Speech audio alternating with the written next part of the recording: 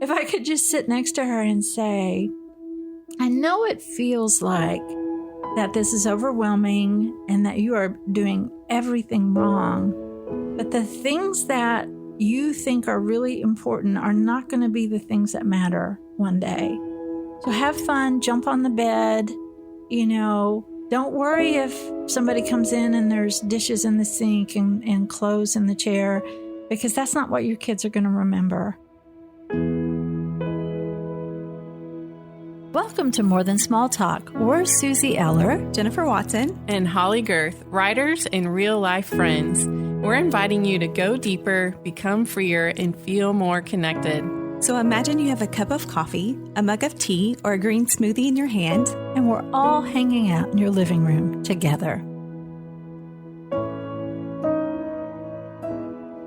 Hey, More Than Small Talk friends. Thanks for joining us again. We have been going through a series where we have shared some remarkable stories from some amazing women. So if you haven't listened to those, we hope you'll go catch up on the last few episodes. We've also tackled some hard and heavy topics. So we thought maybe you too would appreciate having a little lighthearted fun today. So we are going back to our junior high days and pretending that we are all at a slumber party playing the classic game, except sort of our own random version of it, Truth or Dare. I love that. Well, we went into our Facebook group, More Than Small Talk, and we invite you to join us there at any time.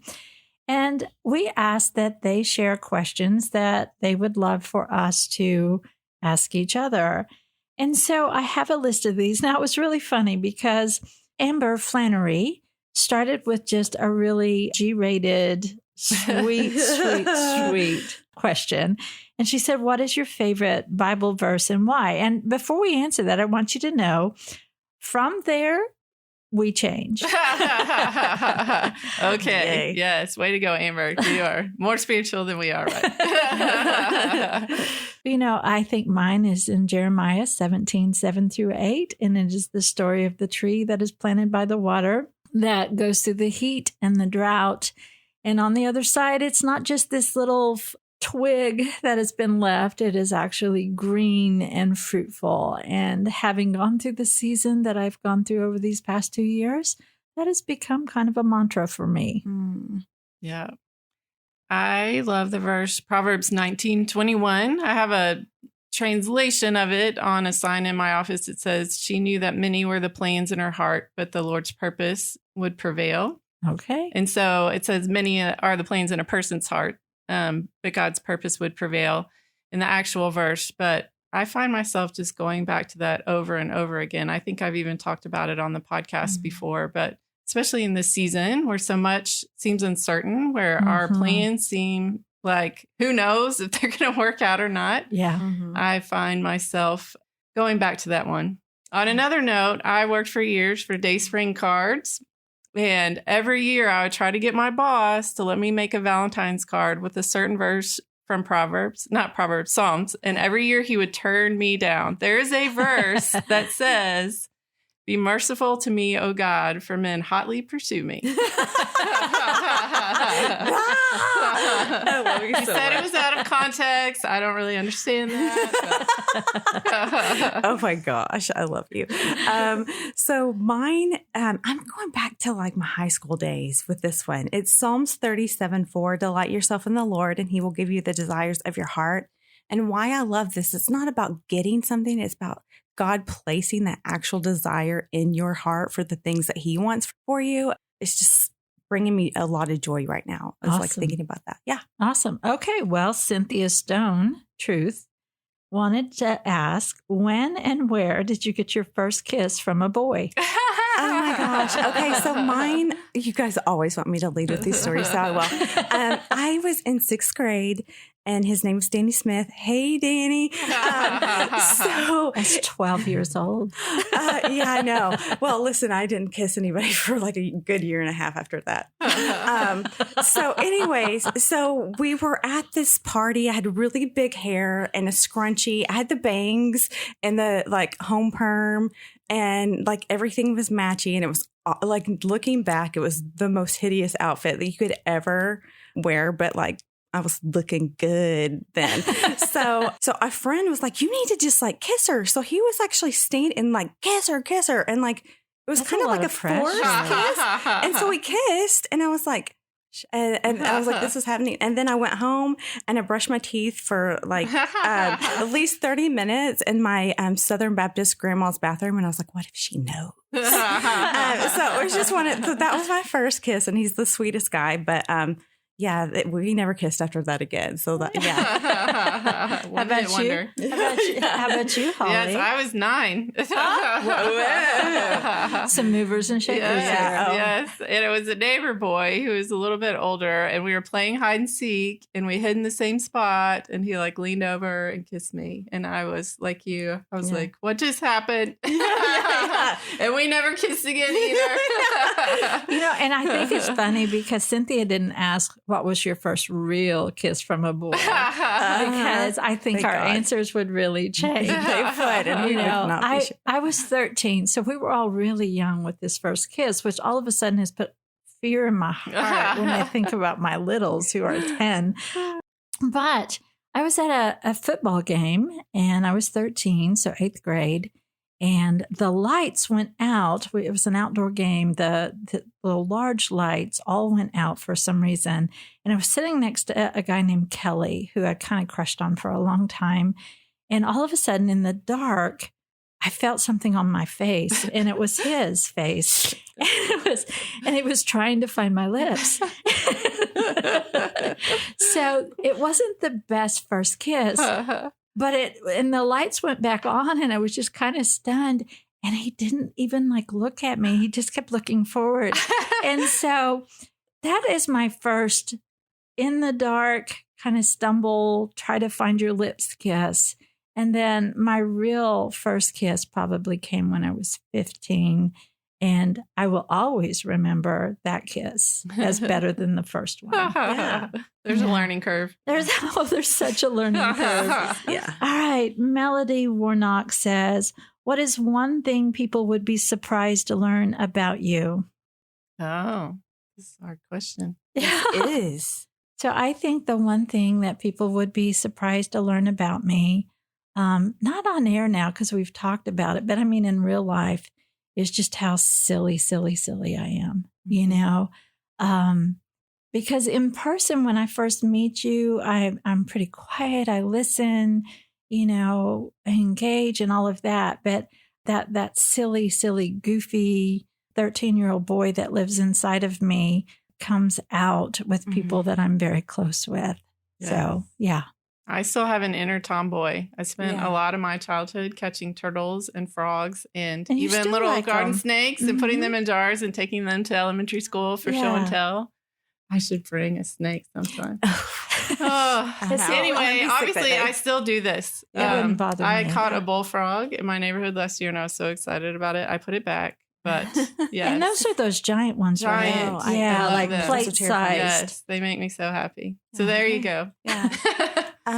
Okay, so if I could eat anything that I wanted all day, I would have the diet of a 13-year-old boy who needs to be on a bike instead of watching video games. I love junk food and dude food, burgers, wings, sugar candy. Like I have a really unhealthy love of bad food, and it's never gone away. Yeah. Well, it's funny because this is not a question asked here, but somebody has asked me this question before. It's like, if you were going to have a last meal, what would it be? And it sounds like that yours would be burgers and wings and pizza. Like it would be a lot of things. It would be a smorgasbord, like a pizza and pasta. Yeah. And a candy shop and a cake shop. And oh, yeah. I was like, yeah. I love that. Okay. So Barbara Jean had 2 questions, but we're gonna choose one of them. If you could time travel to any decade, which one would you choose and why? Not the 80s. No. Or the 90s. At least not when it comes to hair or fashion. Yeah. I think it'd be fun to travel back to the 30s and know my grandpa when he was in his young adulthood. Yeah. Oh yeah. I don't know. That's the first thing that comes to mind. He was an amazing guy, but back then his nickname was Cyclone because he drove his car so fast through the back roads of Kentucky. Yeah. And apparently he sold peanuts. He just seemed like he had a really interesting youth, and I think it'd be fun to see that. Yeah. Like a This Is Us episode. Yes. Oh, Yes, exactly. exactly that. Maybe that's what inspired this. Yeah. Where did this come from? Yeah. Oh, wow. I have two things that I love. Old Hollywood. Like, I love the glitz and the glam and, the black and white. I love all of that. I also love the Jane Austen era, but I just want like running water. And so I'm fascinated by that, like how they did life. And their pursuits and what they did all day. But yeah, so I think I'd stick with Old Hollywood. Yeah. Indoor plumbing. Yes, because of that. Yeah. Yeah. I think if I could time travel anytime, it would be back to the 80s. Because for me, I was a young mama, like really young mama, and I had my babies early and I had them close together. This is the caveat, is that I would want to go back to the 80s with the information that I have now. Mm. Like they turned out okay. Yeah. Like, they're okay and they're good. And all the mistakes that I certainly made didn't mark them forever. And I would love to sit beside that young mom who was so overwhelmed at the age of 23 with 3 children under the age of 2. I was just having babies in litters. And if I could just sit next to her and say, I know it feels like that this is overwhelming and that you are doing everything wrong, but the things that you think are really important are not going to be the things that matter one day. So have fun, jump on the bed, don't worry if somebody comes in and there's dishes in the sink and clothes in the chair, because that's not what your kids are going to remember. They're going to remember that slip and slide. They're going to remember, adventures in the neighborhood or whatever. And I would just take the pressure off of that young mama's shoulders. So, yeah. Okay. Yes. Paula Rowan said, when or where did you have your first slow dance? So we're back to boys. At the Methodist church. Okay. They had a little dance, which was scandalous because my denomination did not dance, No. but I was allowed to go to the Methodist. I'm so glad things like this are changing. Yes. Living on the edge. Crazy. It was 8th grade, and I slow danced. I can Yeah. still remember it. Yes. Okay, I'm back there in my mind. Maybe I would go back to the 80s. Yeah. I'm changing my answer to the last question. I want to go back and dance with the Methodists again. That was awesome. Oh my goodness. Yeah. Mine was like middle school at the dances and, like where you just shuffle like back and forth. not really and it's like, dancing. it's not. But like there's a rule. You never let an awkward boy dance by himself. Yeah. You are such a nice girl. I am. So I was like, Well, I was the awkward girl. Look, I can bust a move. So Yeah. I can't remember because I would go to the skating rink every Friday, sometimes Saturdays too. And that is where, you had the music and I could really roller skate. Like I could roller skate backwards. I could do all the dance moves. And recently I went skating with one of my grandchildren and they're still there. That's what was kind of surprising. Skating. We can, Okay. it feels different. Yeah. It was a little scary, but it was still fun. But I think that my first slow dance might have been on a skating rink Couple floor. Couple skate. Yeah. That was high Yes. pressure, man. Yeah. The Oh, lights are down man. low and it's like flashing. Yeah. Yeah, for sure. Okay. Yes. I did a couple skate with this guy, and I was taller than all the boys in my class. And like halfway through, he said, "Please stop leaning over to talk to me." That's awful. No one ever said that to me. Yeah. Well, that first real kiss I talked about Yeah. happened after a couple skates. There you So go. there See you that? go. See what that leads to? Oh my word. Okay. Janelle, and I'm going to mess up her name. I believe it's Hewen said, have you ever been to another country? If so, where? And what was the favorite thing you learned about their culture?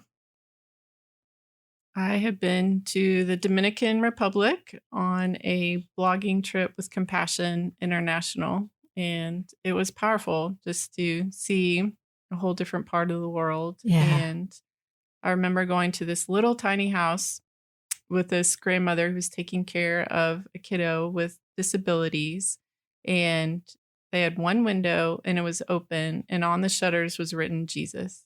Okay. Mm. And it was where all the light came into that house. Yeah. Wow. And I will never forget that moment because it was just such a picture of, for all of us, we are all in need, and Jesus is the light coming into the house. Yeah. Mm. I Cool. love that. How about you, Jennifer? I've been to like two places that have impacted me. One was Israel. It was extremely beautiful, and as a Bible college student, to go see these places, it really made the Bible come alive, and then just the people. But before we made it there, we were in Paris, and the French Africans wanted to make us a meal, and they did all of these, like, it's just a spread, and they really want you to eat. And I really eat like a bird, and I just do that all day long. But but they were just looking at me, and they kept bringing me food, and it was really good. But I was like, please don't eat every single thing. But just their hearts to just feed people. Yeah. And then to see you enjoying it, which was really stretched me. But it was a beautiful thing of seeing them serve and give their very best to us as guests. It was just beautiful. Yeah. So over the last 20 years, been able to go to 19 countries, and most of that has been through ministry or speaking or tangible hands ministry. But when we went to Brazil, that was probably the most impactful because we landed, we got on a small boat, went down the Amazon, and we caught a larger boat where we went into the rainforest, and we lived sleeping in hammocks and everything else while we were there, surrounded by, crocodiles and anaconda and all the things. But what I loved most about that, first of all, was the connection that I got to make with some of the people that lived there, because they were truly remote, off the grid 100%. And we were doing a medical clinic there. And what amazed me is that is where I celebrated my first 10-year anniversary of being free from stage 3 cancer. And I remember waking up one day and I'm laying in this hammock on a boat in the Amazon, surrounded by crocodiles and anaconda and beautiful, beautiful new friends. And I felt so stinking alive. I just thought, what better way to celebrate? So I think what I took away from the culture there is the absolute resilience of living off the grid and loving each other as a community, in that situation. So that was mine. I think this is going to be our last question. It's from Anna. Hey. And she said, hey, I want to know your favorite Netflix series or your favorite Netflix movie. And while you're at it, tell me your favorite chips. Oh. No. I guess you're eating your chips while you're watching your Netflix movie. My or favorite show. series is White Collar.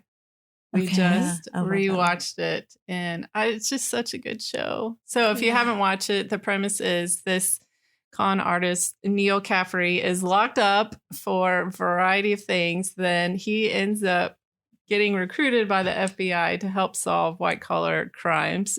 And the characters are just great. And the relationships are, I don't know. I don't even know. I'm nodding at our producer, Kara, because she loves it too. Mm-hmm. But Okay. it's just a really uplifting show and has some good values. And I don't know. I want to redo this. It's very part. wholesome. It's very wholesome. But he's super cute. Yes, he is. That not too. even He's heard not hard of on this. that. No. Yeah, it's so good. Oh, It's on Hulu. Yeah. I think. Okay. Yes. Okay. My husband and I watched it as well, and it's delightful. He loved Yes. it. I loved it. Everybody, we all love it. Yes, Mark and I both loved it too. Yeah. And I loved watching it twice. I don't think I've ever watched anything twice. Wow. Okay. Yeah. I love, it's not on Netflix, but it's Poldark. I love that one. And then this is also not on Netflix. Sorry, Anna, but I really love Anne of Green Gables. I could watch that a million times and cry. Like, I just love it. All of Okay. it. All right. I think mine is going to surprise you a little bit. I love Stranger Things. It's so good. I'm so proud of you. I love it. I love it for the way that it's written.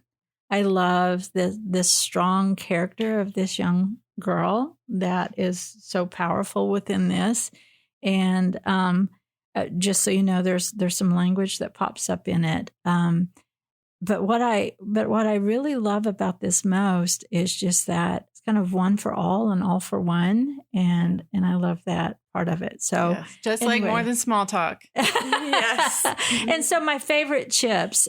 I'm not a chip girl, so I'm going to throw this to the ones who says she eats like a bird, even after she just got through saying she really wants the wings and the cheeseburgers. Yeah, well, like, let's spread it out. You know, you can still have really bad things in small doses and do it all day long. Oops. Yeah. Yeah. I like Fritos, which, side note, my husband read an article saying if you want to burn down a house and not get caught, use Fritos. There's so much oil in them that if you set them on fire, they will like cause this massive explosion. Holly. To all the potential arsonists out there. Look, I'm checking that Are y'all away in my starting to heart for worry about me? later. My favorite show's about crime. I know how to burn down your house with Fritos. Maybe this is something no one knew about me. Yeah. Send your thoughts and statements to Holly at hollygrowth.com. And your prayers. And your Cheetos and Fritos.